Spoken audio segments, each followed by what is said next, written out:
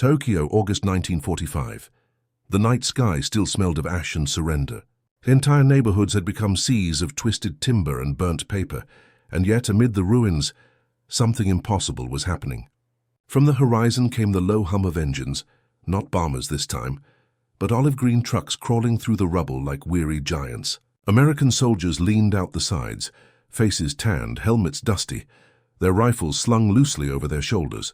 There was no gunfire, no shouting, only the soft grind of tires over shattered stone and the distant cries of children too young to understand that the war had ended. When the first soldiers stepped into the narrow alleys, Japanese civilians froze.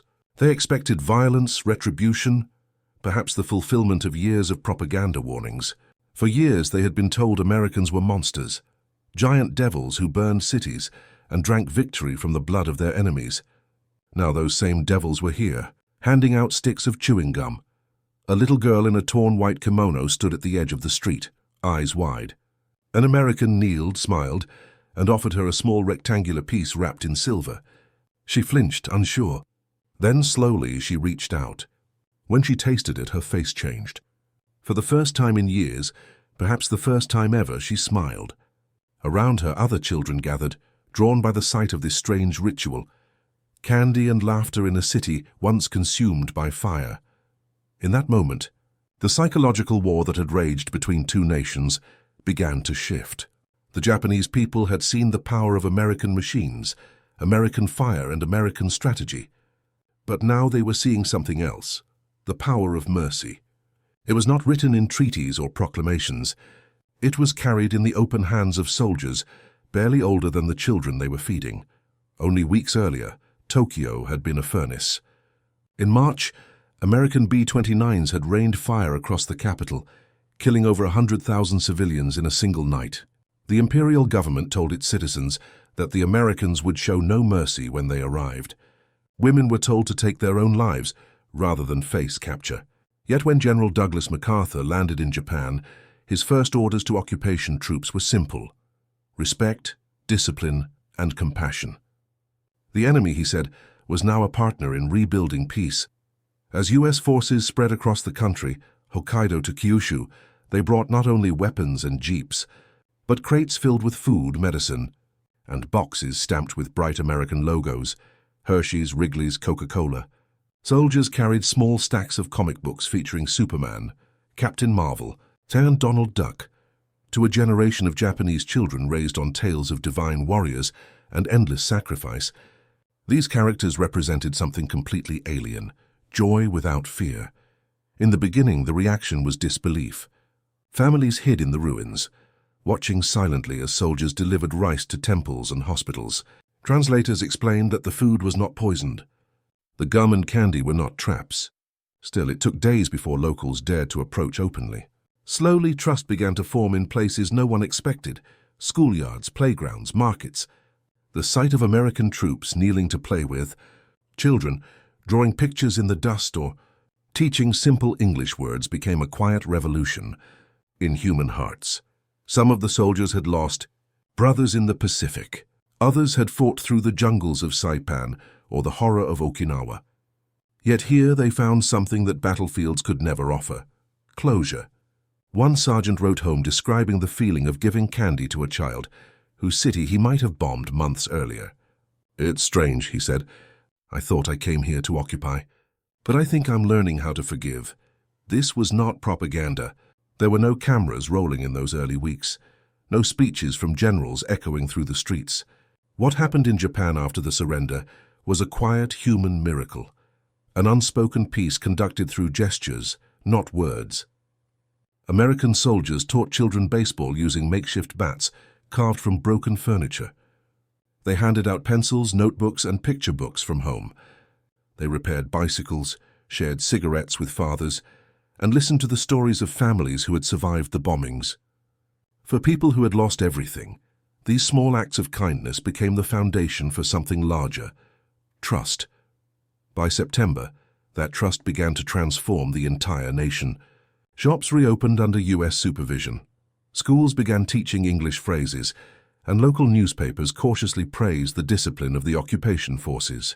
The same people who once feared annihilation were now offering tea to patrols walking their neighborhoods.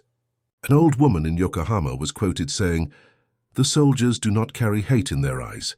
Perhaps our gods were wrong about them." The transformation spread faster than anyone expected. In the countryside, children ran after jeeps shouting, "Give me gum! Give me chocolate!" Simple, clumsy words that carried the weight of a new relationship between conqueror and conquered. Each piece of candy was a signal flare of peace, cutting through years of darkness and propaganda. Of course, not every encounter was gentle. Some Japanese officers struggled with humiliation, unable to reconcile surrender with dignity. American soldiers, too, wrestled with guilt and confusion. How could they hand out sweets to the same people whose army had tortured prisoners in Bataan and executed downed pilots? Yet discipline held. The occupation command made it clear.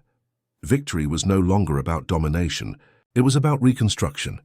Factories that once built Zero fighters began producing sewing machines and bicycles. Engineers who designed weapons turned to rebuilding power plants. American advisors worked side by side with Japanese officials, restoring railways, clearing mines, and reopening universities. While the world watched in cautious disbelief, two former enemies were laying the foundations of an alliance that would reshape Asia for generations. And at the heart of it all, it was the smallest gestures that mattered most: gum, comics, laughter. To an American, these were ordinary tokens from home. To a Japanese child, they were fragments of a world they could not imagine, a world without fear. By winter, when the first snow fell over Tokyo's ruins, children were still chewing gum that tasted faintly of peppermint and hope. Their parents watched in silence, wondering how the same hands that once dropped bombs could now offer warmth. No one could fully understand it yet, but history was already turning, because this was more than just occupation. It was the beginning of something deeper, an unspoken experiment in rebuilding humanity itself. And the next chapter would reveal the hidden strategy behind it all, the deliberate, psychological plan to win peace as decisively as war. The real genius of the American occupation did not lie in the power of its weapons, but in the precision of its psychology. Behind the scenes, the U.S. command in Tokyo operated like a vast, unseen machine, an army of linguists, engineers, economists, and educators working together toward a single objective: to replace fear with trust and submission with cooperation. The soldiers handing out gum and comic books were not acting on whim. They were part of a carefully designed plan. Every stick of candy, every printed cartoon, every repaired school desk was a calculated act of strategy. General Douglas MacArthur, the supreme commander for the Allied powers, understood something that most military men never would: that an occupied nation could be controlled by force or transformed by faith. He chose the latter. When he established his headquarters in the Daiichi building overlooking the Imperial Palace, he made a symbolic decision. The Emperor would remain. The figure the Allies had once branded as divine enemy number one would now serve as a bridge between the conquerors and the conquered. This decision shocked both sides, but it worked. The Japanese people, seeing that their emperor still lived, accepted surrender without rebellion. Meanwhile, deep within the occupation bureaucracy, American psychologists and cultural analysts drafted manuals describing everything from Japanese etiquette to family structure. They concluded that the fastest way to pacify a militarized society was through children. The young, they reasoned, would accept the new reality sooner than their parents, and so the occupation targeted schools, playgrounds, and homes first. Not with propaganda, but with compassion. Soldiers were encouraged to play, to share, to teach. The chewing gum, the comic books, the toys. These became the first tools of a new kind of warfare: psychological reconstruction. Factories that once produced ammunition were converted under U.S. supervision to print magazines, textbooks, and children's comics. Among the first publications distributed widely in occupied Japan were reprints of Superman and Batman, shipped in bulk from American publishers. To Japanese children, these colorful heroes represented strength without cruelty, power used for protection rather than domination. They became silent ambassadors of democracy. As one occupation planner wrote, "A child who believes in heroes will never again worship tyrants." Parallel to this cultural offensive ran a massive logistical campaign. American engineers restored power to Tokyo within months, rebuilding thousands of kilometers of cable destroyed by firebombing.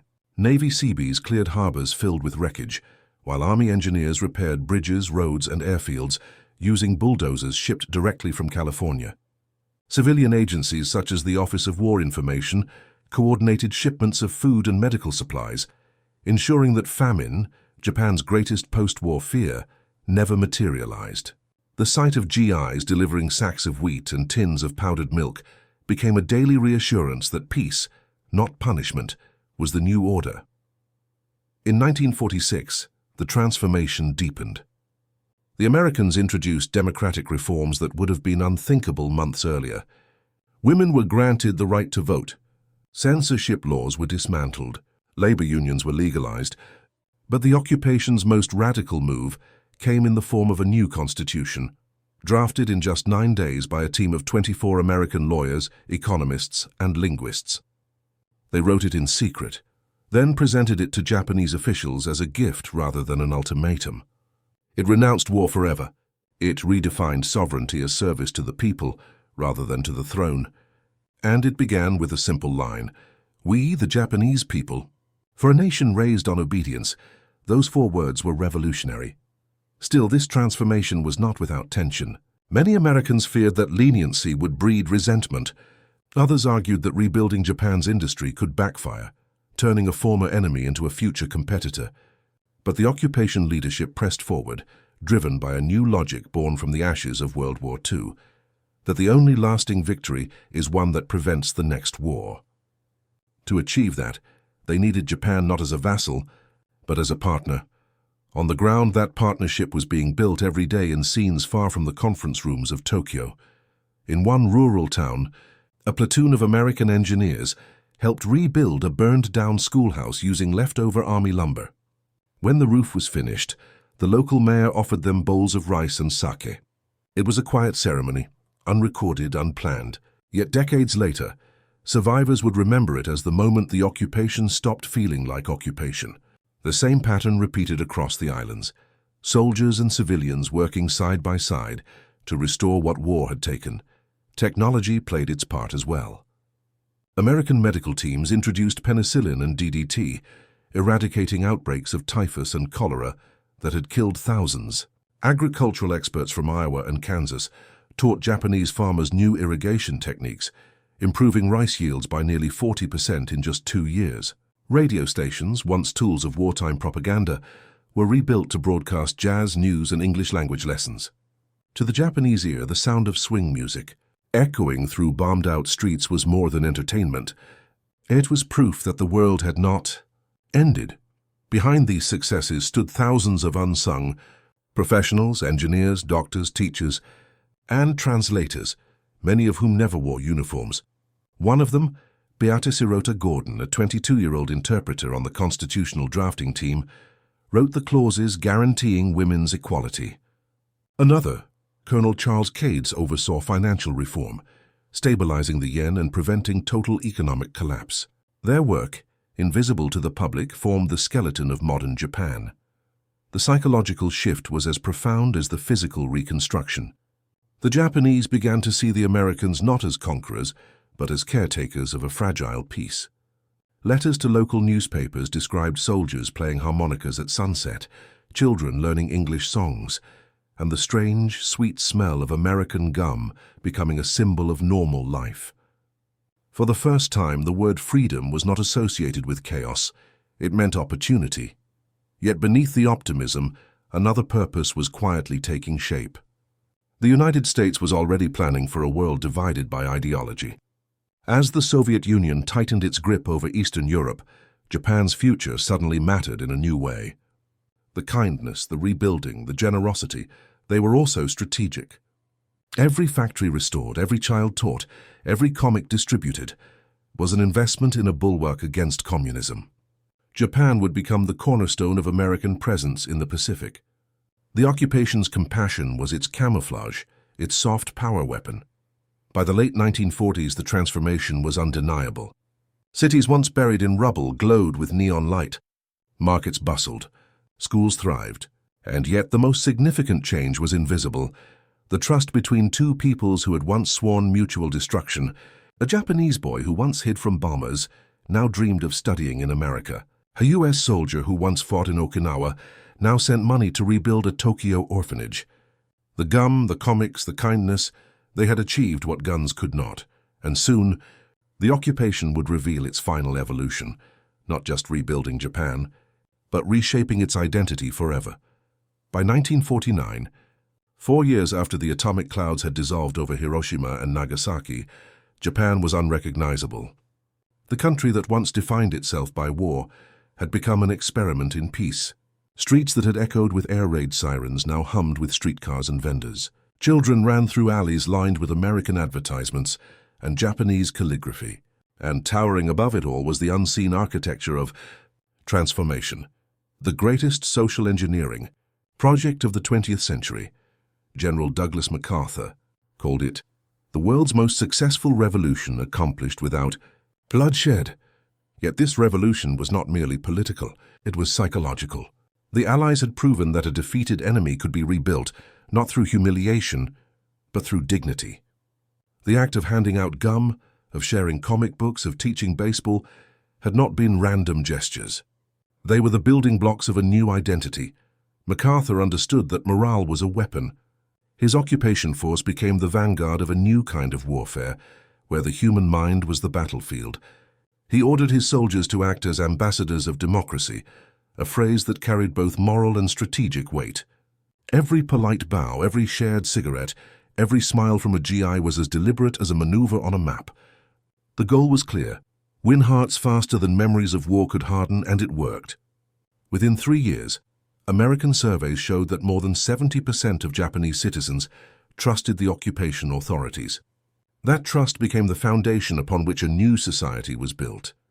Schools rewrote textbooks to emphasize cooperation over conquest. The imperial rescript on education, once a tool of militarism, was replaced by a pledge to seek truth and peace. The emperor, now human in the eyes of his people, became a quiet symbol of unity rather than divine authority. But the transformation of Japan served more than moral purpose. As Cold War tensions tightened, Japan's geographic position became invaluable. American planners saw the islands as an unsinkable aircraft carrier in the Pacific, a forward bastion against Soviet expansion. The kindness of the occupation, once an act of mercy, evolved into strategy. A stable, pro-Western Japan would anchor American power in Asia. Factories once bombed by B-29s were rebuilt with American aid, producing steel, cars, and electronics. What began as reconstruction turned into rearmament, not in the literal sense of guns and tanks, but in economic strength and industrial innovation.